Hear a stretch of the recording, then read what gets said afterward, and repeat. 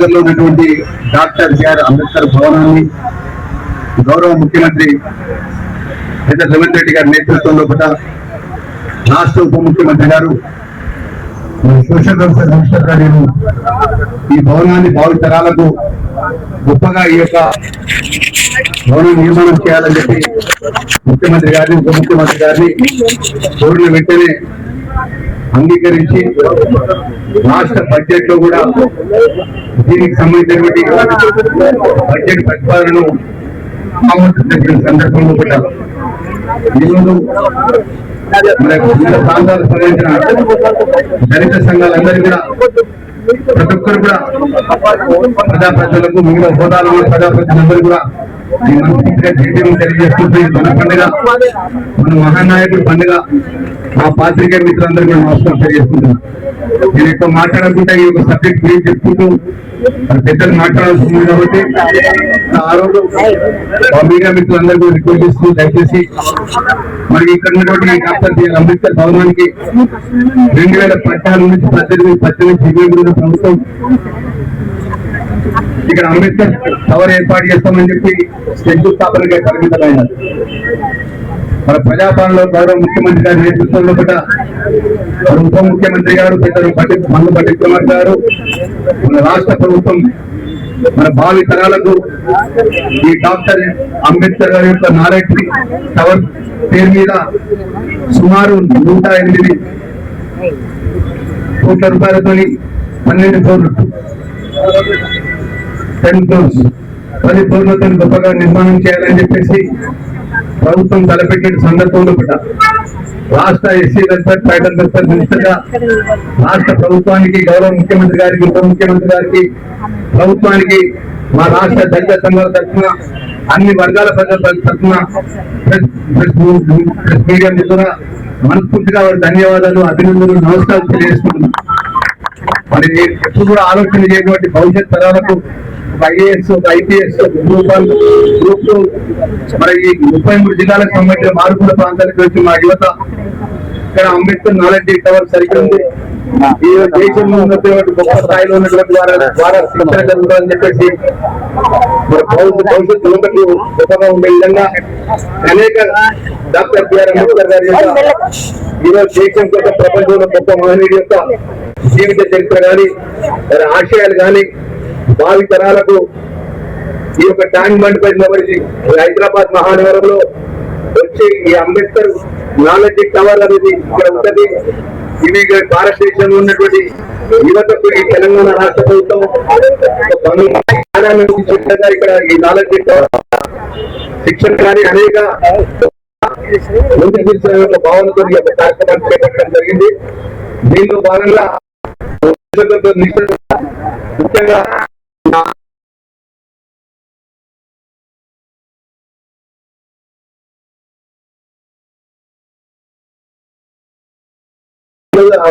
కోసుకొని 108 కోట్ల రూపాయల వ్యయంతో ఈ కార్యక్రమాన్ని ఈరోజు ఎన్నో సంవత్సరాలకెళ్ళి ఎలాంటి కార్యక్రమం జరగకుండా నిలిపివేయగా ఉన్నటువంటి ఈ యొక్క భవనాన్ని స్వయంగా మనం పర్యవేక్షిద్దామని చెప్పి ఉప ముఖ్యమంత్రి గారు కోరిన వెంటనే ఈరోజు ఈ రాష్ట్రంలో ఉన్నటువంటి హైదరాబాద్ లో ఉన్నటువంటి చాలా మంది మా దళిత సంఘ మిత్రులు కానీ వివిధ పార్టీ మిత్రులు కానీ ప్రజాప్రతినిధులు కానీ రావడం గొప్ప శుభసూచకంగా పార్టీలకు అతీతంగా అన్ని వర్గాలకు అతీతంగా మన అంబేద్కర్ గారి భవనం మన భవనం అనే ఒక గొప్ప ఆలోచనతో ఈరోజు 100 మంది రావడం జరిగింది. శుభాకాంక్షలు నమస్కారాలు అభినందనలు తెలియజేస్తుంటూ మరి ఇందులో భాగంగా మా మిత్రులు శాసనమండలి సభ్యులు దయాకర్ గారు మాట్లాడుతూ వస్తుంది. ఈరోజు గొప్ప శుభదినంగా గౌరవ ఉప ముఖ్యమంత్రి గారి ఏదైతే ఈ ప్రాంతానికి సంబంధించినటువంటి తెలంగాణ ప్రాంతం 33 జిల్లాలకు వెళ్ళి ఐఏఎస్ కోచింగ్ అని గొప్పగా శిక్షణ తీసుకువచ్చేటువంటి విద్యార్థులకు సోదరికి సోదరులకు ఈ అంబేద్కర్ నాలెడ్జ్ టవర్స్ అనేది గొప్పగా ఉండాలనే ప్రత్యేకంగా దాని ద్వారా భవిష్యత్ యువతకు కూడా ఇక్కడ అంబేద్కర్ నాలెడ్జ్ టవర్కి వస్తే మా ప్రతి ఒక్క బుక్ దొరుకుతుంది. మా భవిష్యత్ చదువుకు సంబంధించినటువంటి నాలెడ్జ్ పరంగా మాకు ఏదన్నా కూడా అన్ని విధాలు అన్ని అందుబాటులో ఉంటాయని గొప్పగా నిర్మాణం జరిగే విధంగా మన ప్రభుత్వం ఆలోచన చేస్తుంది. మరొకసారి ముఖ్యమంత్రి గారికి, ఉప ముఖ్యమంత్రి గారికి, ప్రభుత్వానికి, మంత్రివర్గానికి, అందరికీ, శాసనసభ్యులకు అందరికీ కూడా, అందరికీ కూడా మనస్ఫూర్తిగా అభినందన తెలియజేస్తున్నాం. మా దళిత సంఘాలందరికీ కూడా పేరు పేరున ప్రతి ఒక్కరికి కూడా చేతులు జోడించి నమస్కరిస్తున్నాం. మా అన్నలందరూ కూడా ఎందుకో వెల్ఫేర్ మినిస్టర్ గా మీ అందరి తరఫున నేను మాట్లాడితే మన అందరం మాట్లాడినట్టు మనసు. ఇప్పుడు మా ఉప ముఖ్యమంత్రి వర్యులు పెద్దలు మా అన్నగారు, మా అందరికీ అత్యంత ఆప్తుడు మా అన్నగారు బట్టి విక్రమార్క గారు మాట్లాడాల్సింది కోరుతున్నాను.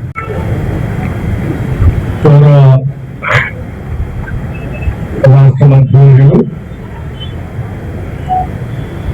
శ్రీ అడ్డు లక్ష్మణ్ కుమార్ గారికి, గౌరవ పార్లమెంట్ సభ్యులు శ్రీ అనిల్ కుమార్ యాదవ్ గారికి, గౌరవ శాసన మండలి సభ్యులు శ్రీ అద్దంకి దయాకర్ గారికి, గౌరవ శాసనసభ్యులు శ్రీ ముఠా గోపాల్ గారికి, అట్లాగే ఈనాటి కార్యక్రమానికి చేసినటువంటి జిల్లా రాష్ట్ర అధికారులకి, అంబేద్కర్ నాలెడ్జ్ సెంటర్ బాగా రావాలని, బాగా ఉండాలని, భవిష్యత్ తరాలకు అందించాలని రాష్ట్ర ప్రభుత్వం యొక్క ఆకాంక్షని ప్రోత్సహించడానికి ఇప్పుడు చేసినటువంటి అనేక దళిత సంఘాల అధ్యక్ష కార్యదర్శులు అందరికీ పేరు పేరున చాలా సంఘాల వాళ్ళు వచ్చారు. మనందరికీ పాత్రికేయ మిత్రులకి నా హృదయపూర్వక నమస్కారం. Doctor Babasaheb Ambedkar knowledge centre tank బండి దగ్గర cellar plus ground floor plus 10 floors, cellar, ground floor మరియు 10 ఫ్లోర్స్ తో ఈ నాలెడ్జ్ సెంటర్ నిర్మించాలని వెల్ఫేర్ శాఖ మార్చులు శ్రీ లక్ష్మణ్ కుమార్ గారు ప్రభుత్వ దృష్టికి, అంటే ప్రభుత్వంలో ఉన్న డిప్యూటీ సీఎం గా నాకు, ఫైనాన్స్ మినిస్టర్ గా, అట్లాగే రాష్ట్ర ముఖ్యమంత్రిగా శ్రీ రేవంత్ రెడ్డి గారికి దృష్టికి తీసుకొని వచ్చి, ఇది చాలా సంవత్సరాల నుంచి చిరకాల మార్చేది. ఈ బిల్డింగ్ నిర్మించడం ద్వారా రాష్ట్రంలో ఉన్నటువంటి అనేక మంది మేధావులు, కేవలం దళిత గిరిజనులే కాదు, జ్ఞానం పొందాలనుకునే అందరికీ పెద్ద ఎత్తున ఇది ఉపయోగపడుతుంది. దీన్ని వెంటనే నిర్మించాలని చెప్పి వాళ్ళు ప్రపోజల్ పంపిస్తే 110 కోట్ల రూపాయలతో 110 కోట్ల రూపాయలు 110 crores తో ఈ భవన నిర్మాణానికి రాష్ట్ర ప్రభుత్వం తరఫున ఫైనాన్స్ క్లియర్ చేసి పంపించడం జరిగింది. ఈ భవనం కేవలం భౌతికంగా కనపడేటువంటి భవనమే కాదు, ఈ భవనం నిర్మాణం కోట్లాది మంది ప్రజల వాళ్ళ యొక్క విజ్ఞానాన్ని పెంపొందించుకోవడం కోసం ఉపయోగపడే అనేక కార్యక్రమాలు ఈ భవనాల్లో పొందుపరుచుంటాయి. ఇక్కడ స్టడీ సర్కిల్ కావచ్చు, లేకపోతే డిజిటల్ లైబ్రరీ కావచ్చు, లేకపోతే ఇతరత్ర కాన్ఫరెన్స్ హాల్స్ కావచ్చు, ప్రపంచవ్యాప్తంగా పేరుగాంచిన అనేక మంది మేధావుల్ని ఇక్కడ పిలిచి కాన్ఫరెన్స్ నిర్వహించే కార్యక్రమాలు కావచ్చు, అలాగే ఇక్కడ నిర్వహించే కార్యకలాపాలని ఆన్లైన్ ద్వారా డిజిటల్ వ్యవస్థతో మారుమూల ప్రాంతాల్లో కూర్చున్నటువంటి వాళ్ళు కూడా వీక్షించేటువంటి వ్యవస్థని ఈ భవనంలో వచ్చి బయట పంపించే వ్యవస్థ కూడా ఇది తప్పనిసరిగా తెలంగాణ రాష్ట్ర ప్రభుత్వం యొక్క ఒక బలమైనటువంటి వాంఛ, లక్ష్యం, సంకల్పం. దీంతో పాటు గతంలోనే మేము బడ్జెట్ లో కూడా పొందుపరిచాం. ఈ ప్రభుత్వం రాష్ట్రంలో ఉన్నటువంటి అన్ని శాసనసభ నియోజకవర్గాల్లో doctor B R Ambedkar knowledge centres ని నిర్మించి డిజిటల్ ఆన్లైన్ విద్యా విధానం ద్వారా కోచింగ్స్ కూడా ఆయా శాసనసభ నియోజకవర్గాల్లో ఉన్నటువంటి పేద బడుగు బలహీన వర్గాల మధ్యతరగతి కుటుంబాలకు సంబంధించిన విద్యార్థులు పోటీ పరీక్షలు నిర్వహించుకునే సందర్భంలో హైదరాబాద్ లాంటి నగరాలకు వచ్చి ఇక్కడ కూర్చొని ఆ పాఠాలు వినటానికి కావాల్సిన ఆర్థిక స్తోమత లేకపోవడం పడుతున్నటువంటి ఇబ్బందులు భవిష్యత్తులో ఉండకూడదని ఆయా శాసనసభ నియోజకవర్గాల్లోనే అక్కడే వాళ్ళకి ఒక వ్యవస్థను ఏర్పాటు చేసి best of the best lecturers ఇక్కడ నుంచి పాఠాలు చెప్తా ఉంటే ఆన్లైన్ లో ఇక్కడ నుంచి కూర్చొని వాళ్ళు అక్కడ ఈ పాఠాలు వారి వారి శాస్త్ర నియోజకవర్గాల్లో కదలకుండా అక్కడే ఉండి ఈ కోచింగ్ ని పొందడానికి అవకాశం ఉండేటట్టుగా దీన్ని ఇంటర్లింక్ కూడా చేస్తున్నటువంటి విషయం గతంలో చెప్పా, భవిష్యత్తులో చేసే కార్యక్రమం. దానివల్ల కూలీ నాలు చేసుకున్నటువంటి తల్లిదండ్రులు కానీ లేకపోతే వ్యవసాయం చేసుకున్నటువంటి తల్లిదండ్రులు కానీ మధ్య తరగతి కుటుంబాలకు సంబంధించి చిరు వ్యాపారాలు చేసుకున్నటువంటి వాళ్ళు పిల్లల నివాసం కోసం, కోచింగ్ కోసం వాళ్ళ కుటుంబ ఆర్థిక పరిస్థితుల్ని, కుటుంబ అవసరాల్ని పక్కన పెట్టి వీళ్ళ కోసం హైదరాబాద్ కి వెచ్చించి ఇక్కడ ఇబ్బంది పడేటువంటి పరిస్థితి లేకుండా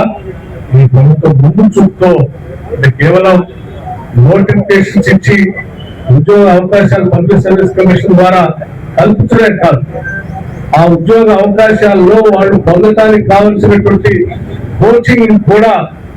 ఇబ్బంది లేకుండా నిరుద్యోగ యువతకి రాష్ట్ర వ్యాప్తంగా అందించడం కోసమే ఈ అంబేద్కర్ నాలెడ్జ్ సెంటర్స్ ద్వారా వాళ్ళందరికీ అందుబాటులో తీసుకొచ్చే వ్యవస్థ ఈ అంబేద్కర్ నాలెడ్జ్ సెంటర్ నుంచి రాష్ట్ర వ్యాప్తంగా అందుబాటులో తీసుకొచ్చే వ్యవస్థ అంబేద్కర్ నాలెడ్జ్ సెంటర్ రావటం అని అంటే ఇవాళ ప్రపంచవ్యాప్తంగా అత్యంత ప్రతిభావంతుడు జ్ఞాని ఎవరంటే అంబేద్కర్ అని అన్ని దేశాలు ఉంటాం. అటువంటి జ్ఞానం పొందాలనుకున్నటువంటి వాళ్ళు ఎవరు వచ్చినా వాళ్ళకి కావాల్సిన వ్యవస్థ ఇక్కడ అందుబాటులో ఉంది. దానికి కావాల్సిన సరంజామంతా ఏర్పాటు చేసే ప్రక్రియ కూడా ఇప్పుడు ఉంటుంది. తప్పనిసరిగా కొద్ది రోజుల్లోనే ఈ భవనం డిస్మాంటిల్ చేయడానికి కూడా దాదాపు 5 కోట్ల రూపాయలు పైబడి దీనికి అవసరమైనటువంటి వ్యవస్థకి వాటికి కూడా శాంక్షన్ చేయబడింది. లక్ష్మణ్ గారి నాయకత్వంలో త్వరితగతిన వడివడిగా ఈ పనులు మొదలవుతాయని, వారి ఆధ్వర్యంలో వెల్ఫేర్ శాఖ ద్వారా ఈ ప్రభుత్వం పూర్తి స్థాయిలో కావలసిన నిధులు కేటాయించడం కాదు, ఈ సంవత్సరం వారు వెంటనే ఖర్చు పెట్టడానికి 110 కోట్లు 50 కోట్లు కూడా బడ్జెట్ కేటాయించారు. సో వారు వెంటనే కార్యకలాపాలను చేపట్టి దీని ద్వారా దశాబ్దాలు పైబడి బహుశా వారు చెప్తా ఉన్నారు ఇప్పుడే సోదరు 2016లో దీనికి ఆనాటి ముఖ్యమంత్రిగా ఉన్నటువంటి వాళ్ళు ప్రొటెస్ట్ వేశారు. కానీ దాన్ని ప్రభుత్వం వెంటనే చేపట్టి అది 110 కోట్లైనా ఎంతైనా సరే దీని ముందు మనం నిర్మించాలని చెప్పి ఒక సంకల్పంతో ముందుకు వచ్చాం. తప్పనిసరిగా రాష్ట్రంలో ఉన్నటువంటి మేధావులు, జ్ఞానులు రావాలని కోరుకునేటువంటి అనేక సంఘాల నాయకులు, ప్రతిభావంతులు అందరూ కూడా అభినందిస్తారని కోరుకుంటూ దీని నిర్మాణం కోసం మంచి designs, best of the best architectures తో కావాల్సినటువంటి ఆర్కిటెక్చర్ కూడా తయారు చేయించమని చెప్పి వారి ఈ శాఖ చూస్తున్నటువంటి వ్యక్తులు అర్జున్ లక్ష్మణ్ కుమార్ గారికి చెప్పడం జరిగింది. వారు కూడా ఎక్కడా రాజీ పడకుండా హైదరాబాద్ నగరంలో అంబేద్కర్ నాలెడ్జ్ చట్టంతో పాటు సరే కొన్ని దశాబ్దాలుగా ఈ రాష్ట్రంలో అలాంటి ఉమ్మడి రాష్ట్రంలో కూడా అనేక మంది హైదరాబాద్కి వచ్చి ఇక్కడ చదువుకొని ఉద్యోగ అవకాశాలు పొందటానికి ఆశ్రయించినటువంటి కాచిగూడలో ఉన్నటువంటి మింగోలి అడ్డ హాస్టల్ దాన్ని కూడా మోడరైజ్ చేయడానికి మన మంత్రి గారు బడ్జెట్ సమావేశాల సందర్భంగానే ప్రభుత్వ దృష్టి తీసుకొస్తే దాన్ని కూడా బడ్జెట్ లో పొందుపరచడం, బడ్జెట్ లో ప్రసంగంలో కూడా బడ్జెట్ విషయం తెలిసింది. దాని డాక్టర్ బాబూజీ జగ్జీవన్ గారి పేరుని దానికి నామకరణం చేస్తూ దాని ద్వారా మరొక అద్భుతమైనటువంటి నాలెడ్జ్ ని స్ప్రెడ్ చేసేటువంటి వ్యవస్థని ఇంకొక సెంటర్ కూడా ఏర్పాటు చేయడానికి ఇప్పుడు ఉన్నటువంటి పరిసర ప్రాంతాలను అన్నింటినీ కూడా పరిగణన తీసుకొని చూసి ఎంత పరిస్థితిగా ముందుకు పోవాలో దానికి కావాల్సిన కార్యాచరణ ప్రణాళిక తయారు చేసుకోవడం కోసమే ఈరోజు ప్రత్యేకంగా ఈ ప్రాంతాన్ని చూడటానికి పరిగెత్తించాం. దీని తర్వాత ఇక్కడ నుంచి నింబోలి హాస్టల్ బిల్డింగ్ ఆ ప్రాంగణం ఆ పరిసర ప్రాంతాలను చూసి కావాల్సిన ఏర్పాట్లు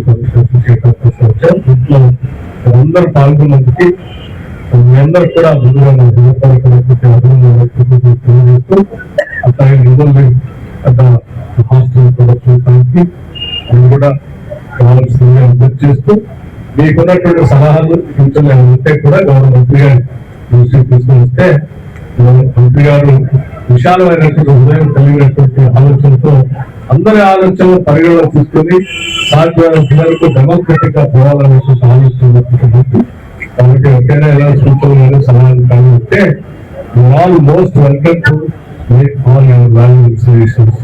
థ్యాంక్ యూ వెరీ మచ్.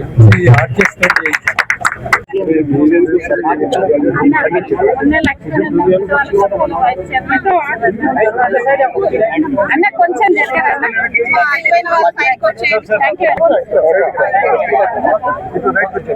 జరగాలి.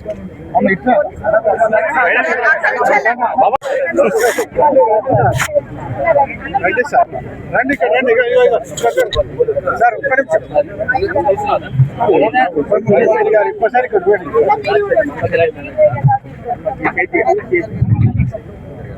చాలా చాలా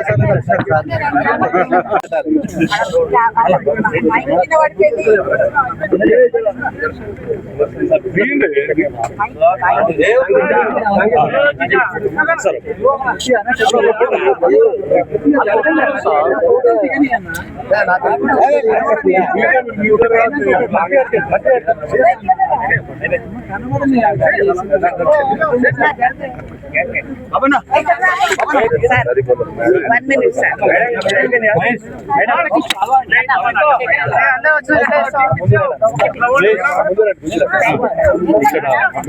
జాతీయ అధ్యక్షుడు